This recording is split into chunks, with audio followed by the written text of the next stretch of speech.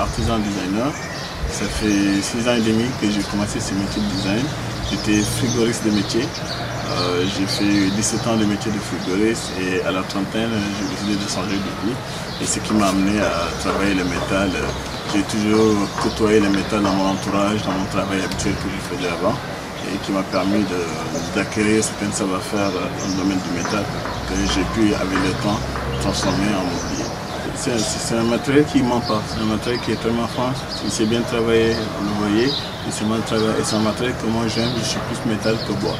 Et hormis être un tapis métal bois, c'est un matériel que je maîtrise et qui peut me donner des sensations, des couleurs, des choses que le bois ne peut pas me donner. Et que je peux travailler de n'importe quelle façon. En travaillant le bois, on est obligé de respecter certaines normes ou certains trucs qu'on ne peut plus aller. Avec le métal, tout est permis. Et les matériaux de récupération, c'est un matériel noble, c'est un matériel qui existe, qui a déjà une vie, mais qui reste encore très correct. C'est un matériel presque tout neuf, tout dépend de ce qu'on en fait. Donc tout matériel de récupération est important. Maintenant, si on travaille mal ou qu'on le manie mal, ça c'est autre chose. Mais si on parle de métal, qu'on sait bien travailler le métal, les gens arrivent même à oublier le côté récup. On voit juste l'essentiel des lignes de mobilier, du design. Beaucoup de gens me posent la question, est-ce que c'est de la céramique ou est-ce que c'est du métal? Donc c'est nuance et c'est important que les gens vont même jusqu'à oublier le côté récup. Puis on est dans une mondialisation où les gens il manque beaucoup de matières premières, donc tout est recyclé. Donc quand on parle de recyclage, ce n'est pas que l'Afrique. Maintenant dans le monde entier, tout le monde recycle. Au début, je rassemblais ce que les gens jetaient parce que c'était ce qui était à mon portée. Et comme j'avais commencé avec 5 000 francs CFA, donc ça ne pouvait pas aller loin, il fallait récupérer ce qui était juste à côté et tout. Et là maintenant, on n'est plus dans le jetage. Je travaille avec différents matériaux comme sur cette collection de tubage et tout. Et je travaille avec des matériaux tout neufs pour montrer aux gens qu'on peut sortir du récup, aller juste directement au forum. Et que ce que les gens jettent n'a pas d'importance, c'est ce qu'on en fait qui est important. Je suis autodidacte. Tout ce qui est rapport au papier et le stylo, c'est un blocage de fuse. Donc je conçois les modes, j'ai développé une autre façon de dessiner dans la tête. Donc je conçois la pièce dans la tête, une fois que la pièce est finie, on va la travailler directement à l'atelier. Donc des fois c'est amusant avec mes ouvriers qui ne savent pas qu'est-ce qu'ils sont en train de faire. Coupez-moi ça, faites-moi ça, soudez-moi ça.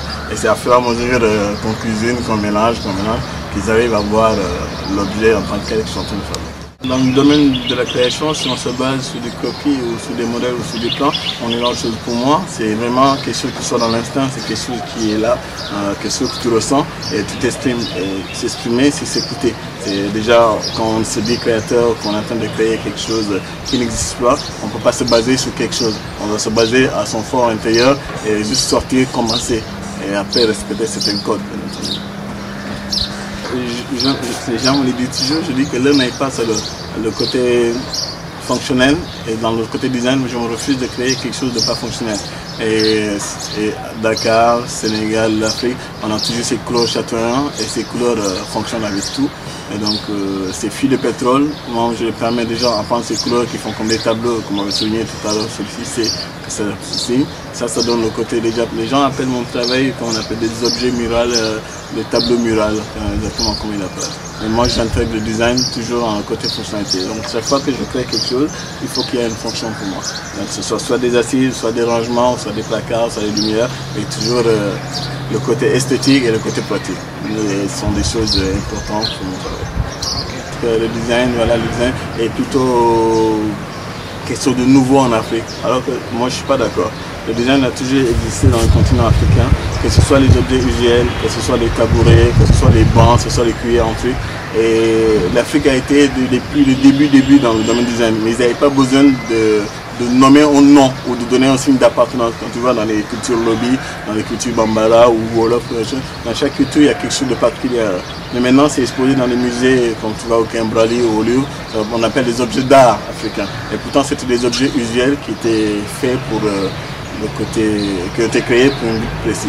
Et je me suis toujours autofinancé, j'ai toujours cru à moi que par l'aide au développement, par la facilité de la culture, c'est toujours, chaque fois que tu gagnes quelque chose, tu t'autofinances à aller plus loin, à aller faire d'autres salons. Et je me suis permis à aller à l'international avec mes propres moyens, louer des stands dans des très grands salons comme Maison Objet ou Francfort, qui sont des salons professionnels qui sont donnés au grand public, au public professionnel et tout. Et m'a donné la possibilité d'avoir une visibilité à l'extérieur.